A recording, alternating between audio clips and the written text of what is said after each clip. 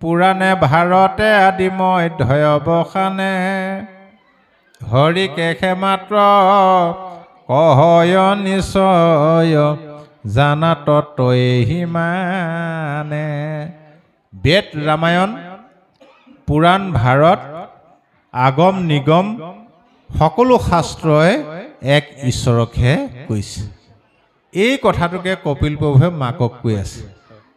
যিজনে সৃষ্টি কৰে, যিজনে পালন কৰে, যিজনে সংহাৰ কৰে, যিজনৰ ইচ্ছাত দিন ৰাতি হয়, গছে ফল মূল দিয়ে, নদীয়ে সাগৰে পাৰ মানে নলংঘে, যিজনৰ ইচ্ছাত গোটেই প্ৰপঞ্চ চলি আছে, সেইজনেই এক দেও, সেইজনেই নাৰায়ণ, সেইজনকে তুমি ভক্তি কৰা।